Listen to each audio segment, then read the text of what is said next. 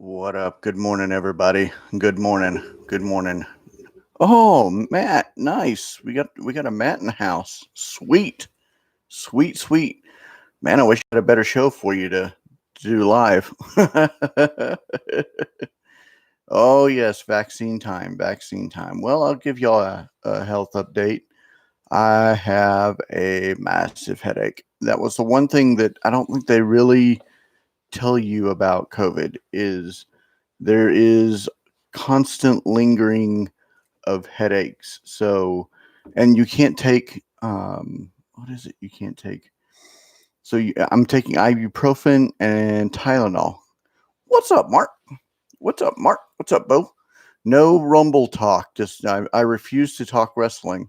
So no wrestling talk. You got plenty of wrestling talk with Mr. Bo. I'm not a wrestling aficionado. My biggest contribution to wrestling in wrestling talk was Thunder Lips from Rocky. So I was back in the early '80s, 81, 82. That's when we watched wrestling. It wasn't really wrestling; it was wrestling, and you had what's up, Herman? We had Hulk Hogan, all those guys. I do know a little bit about it. Oh my gosh, soccer or wrestling? I choose three. A bullet.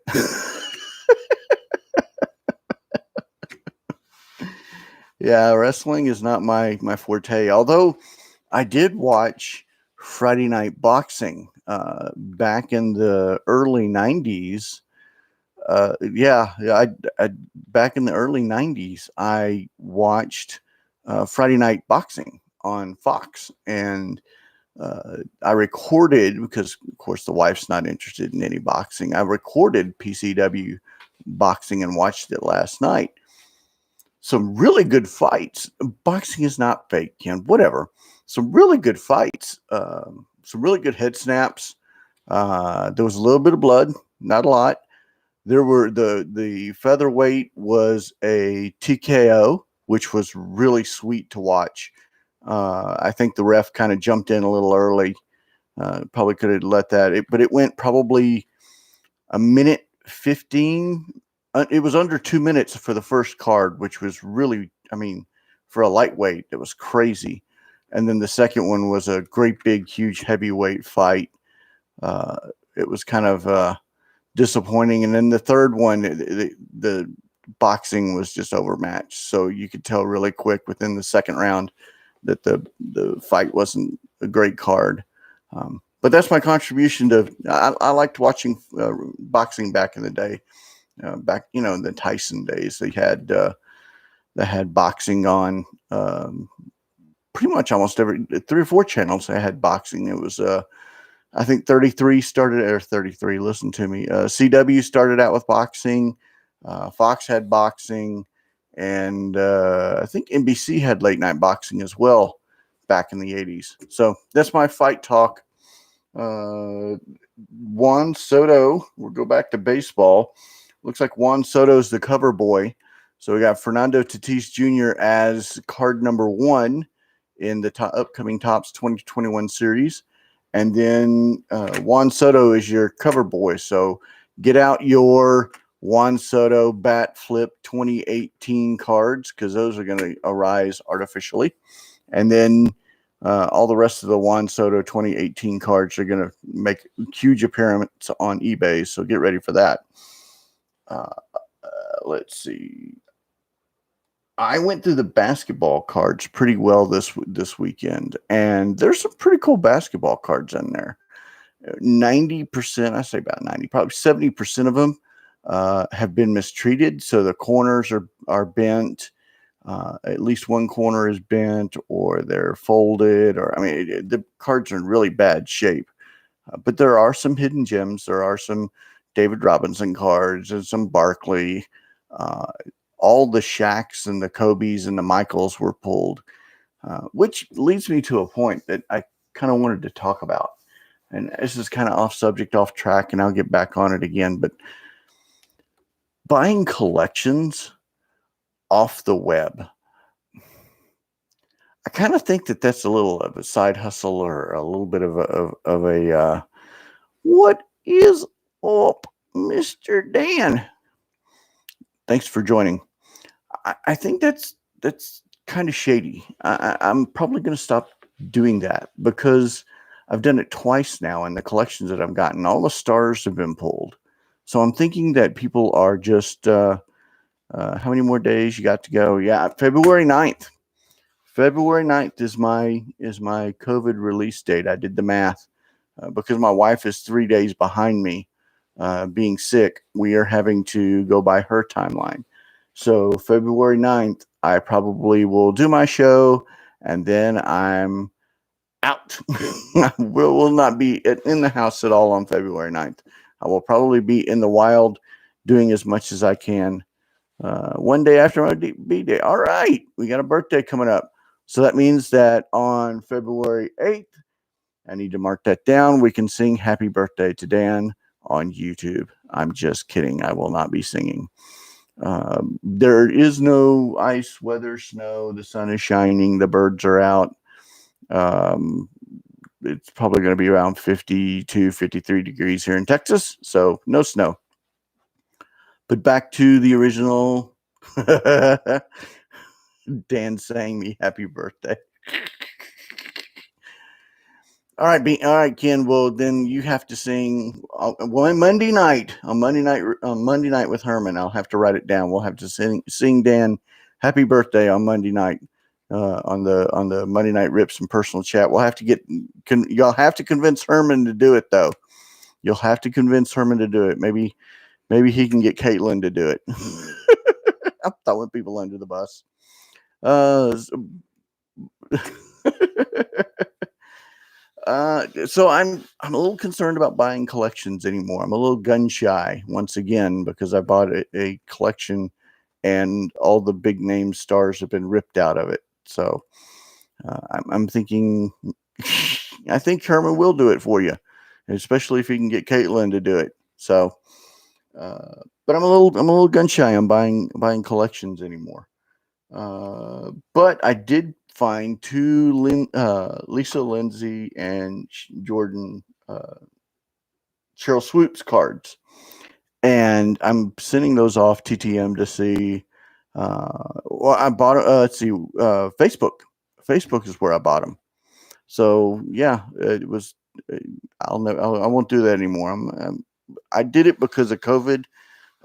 Because I didn't have anywhere else to go. I had an extra 30, and the guy said he had some. He had basketball cards that he had not gone through. Yeah, I won't believe that again. So. But you know what? I did get some cool cards, some Cheryl Swoops, some Lisa Leslie cards. I did find a Shaq card and a Kobe card and a Jordan card. It wasn't them actually, but they are actually in the photo itself, which is kind of different. Let's see. Finding good collections hard to find. Really, really hard to find now with the hobby explosion. Yeah, I know. I've been scouring Facebook Marketplace. I've been scouring Craigslist. It may be a while. It may be a while, but I'm going back and trying to find. I'm trying to find King Griffey Jr. cards is what I'm looking for. I'm looking for King Griffey Jr. cards, the 89 Bowmans. I have a beat on 89 Bowman unopened packs and sets. I have a hidey hole place that I know that has them. I just can't get to them right now because it's at an antique store, and I can't get to them because I've got COVID. I can't get out into the wild. Otherwise, I'd go snag those up right now. I did not go to the show this weekend because of COVID. Let's see. Thing is, it's going to be tough to buy something and make a huge quick profit. Most of what you get are things you'll have to hustle.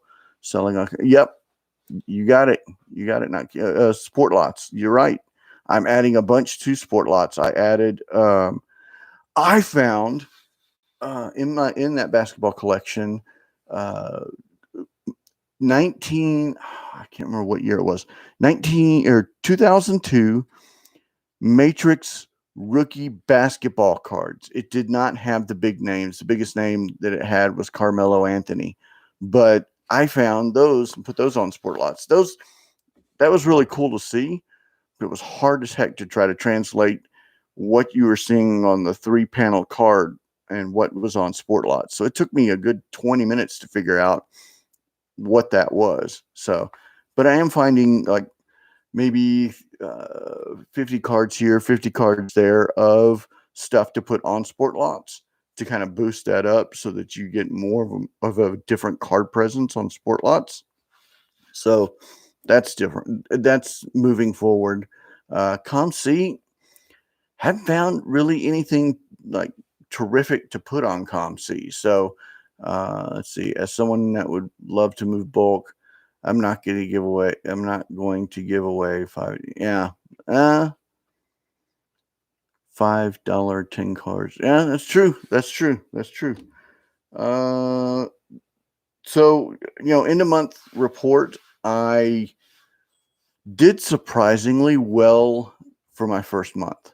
I didn't I shattered all records, but that's because I went from part-time to full-time. I'm moving the engine forward, getting the engine going. But I did better than I thought I would first month out. I completely exceeded expectations in profit margin and in total sales. I sold on ComC, Sport Lots, Facebook, which I'll get to in a second, and eBay. And what was interesting about the Facebook sale is they pay off of delivery confirmation, and they withhold payment within, I think it's 3 to 5 business days, which I didn't know. And I had put those boxes of Absolute on Facebook Marketplace. Well, what was interesting is the boxes were selling through Facebook Marketplace as I was actually working on a deal for the entire boxes on Facebook Messenger. So I've got a box going, a box going, a box going, and I'm trying to do a 5-box deal on Facebook Marketplace at the same time.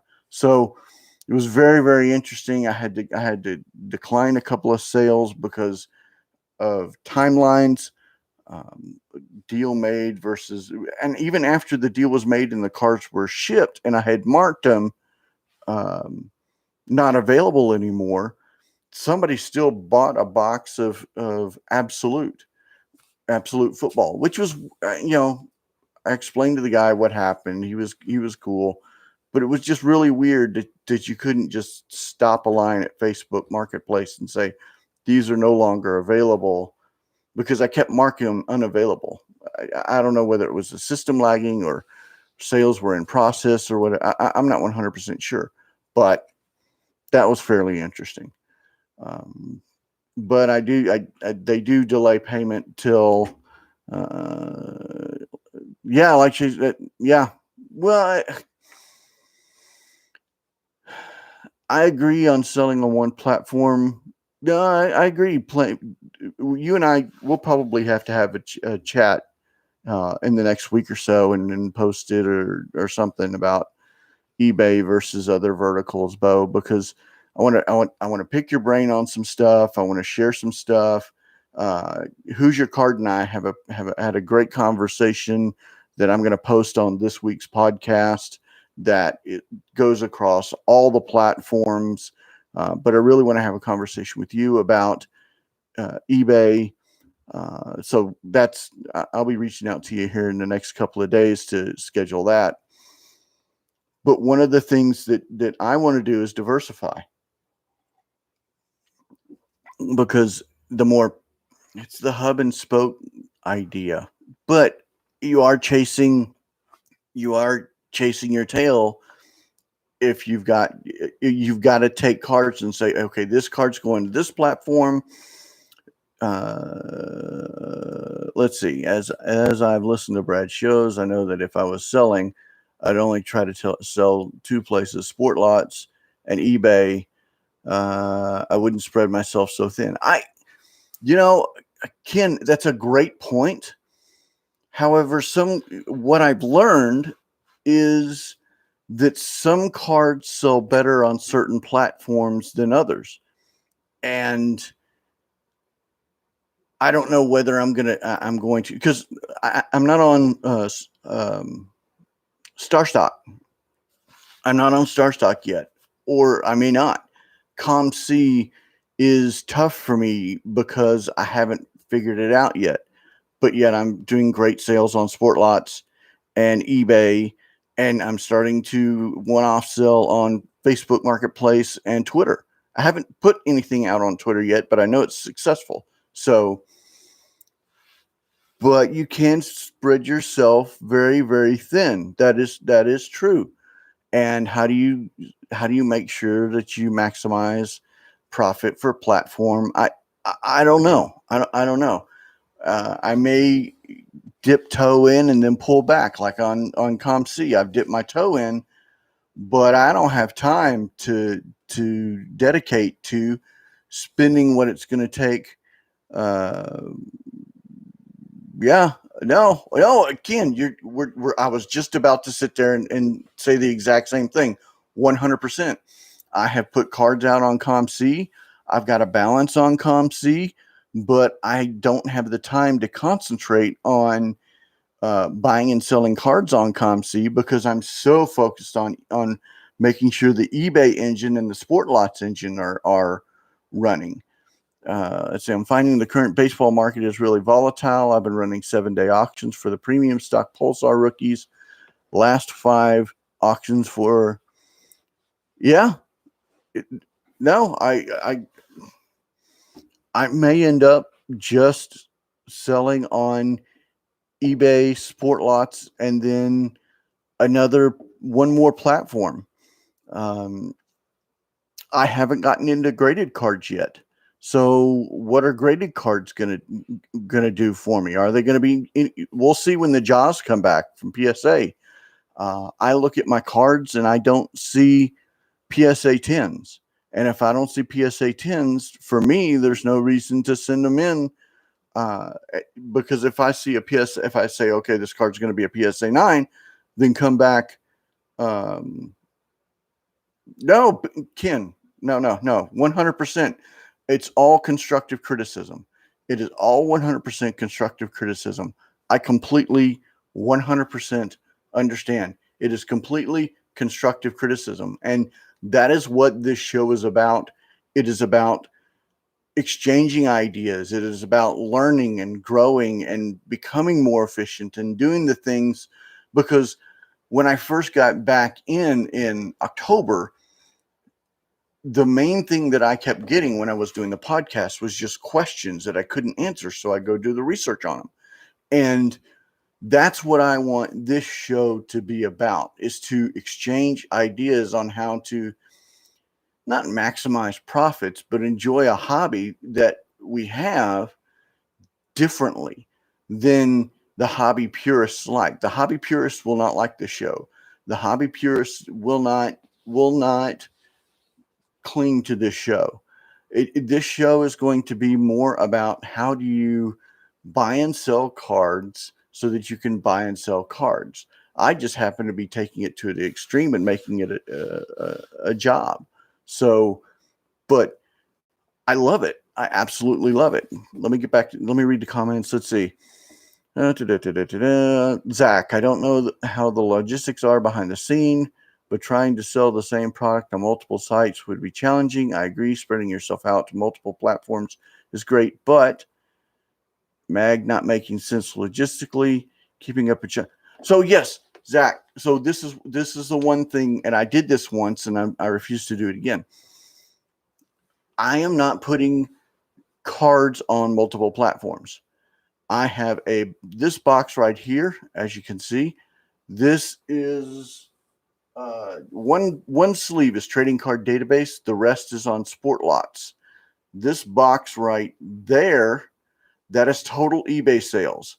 So if a sale is a card is on eBay, it is right there. Next to it and right there, that is my main SportLots box right now. Okay, so I don't put cards on multiple platforms, and I keep them separate, segmented, so that if I do sell a card, it's not on various platforms and I'm digging it for this place, this. No, because I did that once and I accidentally sold it on eBay and it dinged me on Sport Lots. And I don't want that ding because feedback and scorecards are so critical on both that you don't want that. So that's the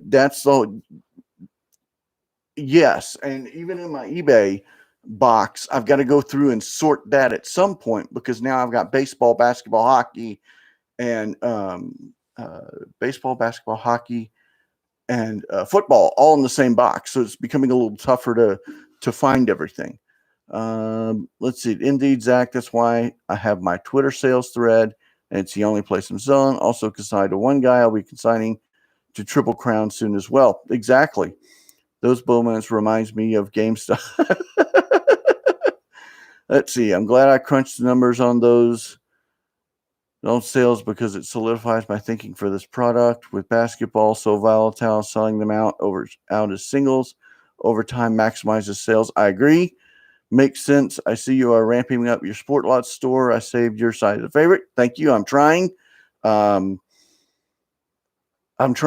goal is to get to 10,000 cards on Sport Lots eventually. And so I will be buying collections, have a row for each sport. What I'm going to do is I've got an extra I've got an extra box. I've got a 5,000 count box. And what I'm going to do is I'm going to last checked you only had 2020 tops. Yes, Dan, I'm actually putting a bunch of stuff on as fast as I can. So there's more than 2020 tops on Sport Lots right now. Also, if you're just focusing on one sport at a time, in theory, this should help you get a higher average sales. They may buy multiple cards. Okay, so I'll get back to that, Ken. I'm taking a 5,000 count box and I'm making one row for each. So it'll be a little easier for eBay sales. Concentrating on sports. Baseball, I'm a big, huge fan on baseball. So baseball's a little easier for me. And then I don't have to keep up with, it's just a natural. I love baseball. So that's easy. Football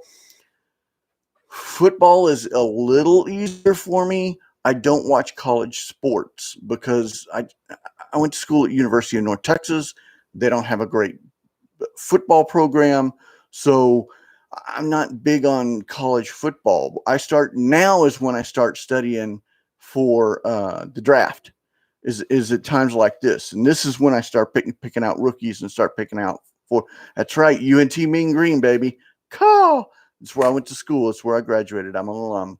So there's not really a big college football following. When I went to school there, they got their butt kicked constantly. So I wasn't a huge college football fan. So for me, I don't follow college football. My favorite college football was Southwestern Sports Conference back in the 80s, 90s. So Rice, TCU, SMU, Houston, those teams that aren't really mainly relevant right now. But because of that, I study now is when I watch NFL Live. I watch NFL all the time. I pore over draft information. That's why Mekhi Becton was one of my favorite players coming out of the draft last year. I'm the type of nerd that watches the combine. So that'll tell you how big of a football draft nerd I am. So baseball, football. I'm slowly buying basketball cards only because the market's so hot. So I'm specializing in basketball, baseball. Stone Cold may have been playing college. Yes. No. He was right before me. So, little known sidetrack. I graduated from college, went to school at Collin County Community College, which is a community college, got my 2-year degree, and thought I knew everything. So I didn't go into a 4-year school. I went back and got my 4-year degree after. Well, the time that I wasn't at UNT, that's when Stone Cold was there. So I miss Stone Cold. I'm a huge fan. I'm a huge fan of Stone Cold. He and The Rock and Goldberg, almost as good as Thunder Lips. Thunder Lips. Say, sweet. I lost my train of thought. I completely lost my train of thought with Thunder Lips. That's awesome. Notice the hat, New York Mets hat. So different verticals. Yes, I'm diversifying, but I think I'm almost to my bandwidth. The problem that I have is the content generation is starting not to interfere with, but I'm starting to do more stuff on the weekends. I don't know. It's just there's so much going on. I already had a full-time radio job lined up. I was on the fast track to ESPN. Only in my Hey, I started out at UNT going to RTVF. I wanted to be either a football coach or a radio disc jockey, which is kind of interesting that I've got the radio disc jockey mic now. But yeah, I wanted to be a sportscaster until I found out that I might end up being in the Midwest in snow in November doing high school football. And I went, I don't like the snow that much. So as you can tell, by the snow that's up in the Northeast right now, that stuff is taller than I am. So forget it. I would get lost. Yes, go ahead and make your jokes now. But I didn't want to be stuck in the snow for college football. Anyway, I digress. Overall sales on Facebook, SportLots, and eBay were my majors. I will try to dabble in Twitter this month. I'm going to try to figure out ComC, and I'm going to try to figure out grading. So those are my goals for month 2. Hopefully there'll be some sort of show in February. I missed that goal in January, but that's due to sickness. I'm going to try to get healthy, and I've lost a lot of weight, so I'm going to try to continue to keep the weight off. But the goals are selling on Twitter, ComC, and grading. I'm not going to throw SportLots into it just yet, and I may miss the SportLots boat. And if I do, that's okay. I know that you can make a lot of money or a lot of sales on eBay and SportLots and ComC and Twitter, Facebook. So let's see, Zach. Don't worry about ComC Twitter selling.